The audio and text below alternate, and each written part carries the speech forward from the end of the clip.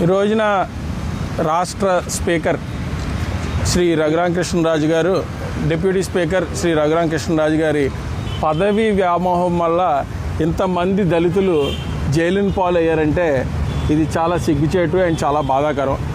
ఆయన ఏదైతే ఒక సర్వే చేయించుకున్నాడో, ముఖ్యమంత్రి అభ్యర్థి కింద మీరు జగన్మోహన్ రెడ్డిని ఎన్నుకుంటారా, చంద్రబాబు నాయుడిని ఎన్నుకుంటారా, రఘురామకృష్ణరాజుని ఎన్నుకుంటారా అని చెప్పి ఆయన దగ్గర సుమారు 90 లక్షల రూపాయలు ఖర్చు పెట్టి ఒక సర్వే చేయించుకున్నాడు.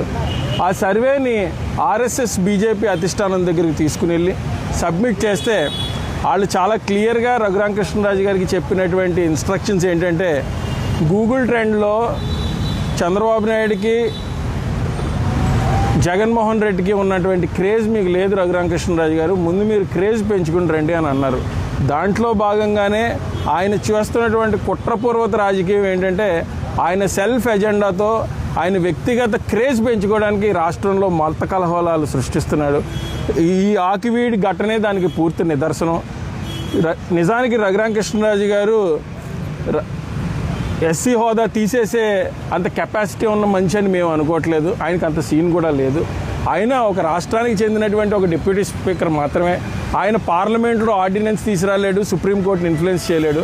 కానీ ఖచ్చితంగా ఆర్ఎస్ఎస్ బీజేపీ ఏదైతే ఒక ఎజెండా ఫిక్స్ చేసుకుని ఈ రాష్ట్రంలో మత కలహాలు సృష్టించాలని ఒక ఎజెండా ఫిక్స్ చేసుకున్నారో దాన్ని మటుకు చాలా కేటగిరికల్గా చాలా పటిష్టంగా ఇంప్లిమెంట్ చేస్తున్నాడు. ప్రజలందరూ కూడా దీన్ని గమనించాలి. ఆంధ్రప్రదేశ్ రాష్ట్రంలో క్రిస్టియన్, ముస్లిం, హిందూ అందరూ కలిసిమెలిసి ఉంటారు. ఇది ఒక ఉత్తమమైనటువంటి రాష్ట్రం. Thank you.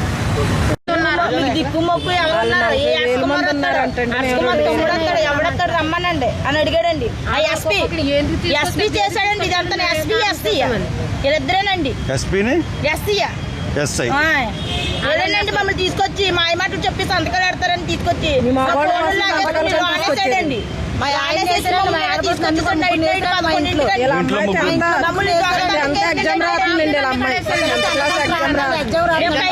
ఇంటికా నుంచి తీసుకొచ్చి కైకలూరు రోడ్ లో దొరికినట్టు పారిపోతుంటే పట్టుకున్నట్టు రాయించాడండి. ఏం చదువుకున్నావు? ఇంటర్ సెకండ్ ఇయర్ చదువుతున్నావా? ఎగ్జామ్స్ రాసావా? ఇంటర్ సెకండ్ ఇయర్ ఎగ్జామ్ రాసావా? ఎగ్జామ్ రాసాను. నేను ఎందుకు ఇప్పుడు అటెంప్ట్ మాట అసలు గొడవ దగ్గరికి వెళ్ళావా? అసలు అక్కడ చుట్టుపక్కల ఉన్న తీసుకొచ్చేసి వీడియోలో ఉన్నా. అసలు గొడవకున్నావా? నువ్వు గొడవ లేవు. నువ్వు నీ పేరేంటి? ఏం చదువుతున్నావు? Degree second year. నువ్వు కూడా గొడవలో ఉన్నావు తీసుకొచ్చి. నీకు గొడవ సంబంధం ఉందా? నువ్వు సార్ నేను ఉంటాక ఉన్నాను కానీ వెళ్ళలేదండి. వెళ్ళకుండా నాకు ఇంటికంటే మేము చేసి ఉంటారండి. నాకు ముగ్గురు పిల్లలు ఎంత ఎంతండి. పొడు మాసం తెచ్చుకుని వంట చేసుకుంటారని వెళ్తున్నానండి. జీబులు వస్తున్నాయని మాసం ఇచ్చుకుని అక్కడ ఎక్కి బయటకు వచ్చి నేను ఒక్కడిని అటు ఇటు తిరుగుతున్నానండి. మీరు తీసినా మీ కెమెరాలో పడ్డానంటే నాకు చూపించలేదండి. ఏం తీసినా వీళ్ళ కెమెరాలో పడ్డాను. ఈ అతనాడికి కెమెరాలో పడ్డాడని నన్ను తీసుకొచ్చేసారండి. రూపేష్ కుమార్ ఏం చదువుతున్నావు? డిగ్రీ కంప్లీట్ అయింది. ఉద్యోగానికి ట్రయల్స్లో. నీకు గొడవకాని సంబంధం ఉందా? లేదు. నువ్వు? పాల్ నువ్వేంటి? నువ్వేం చదువుతున్నావు? నేను ఐటీ కంప్లీటెడ్ సార్.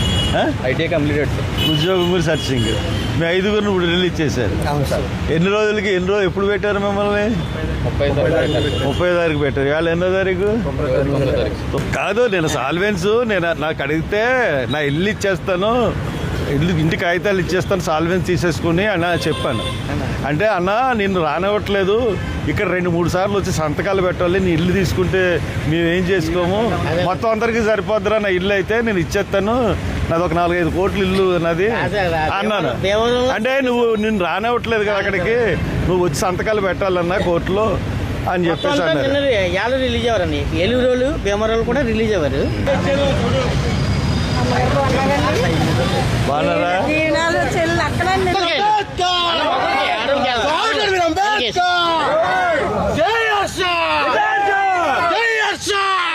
నాకెందుకురా? ఏమేం కేసులు ఉన్నాయి అన్ని కూడా మేము తెచ్చాము ఆధారాలు. ఇదండి.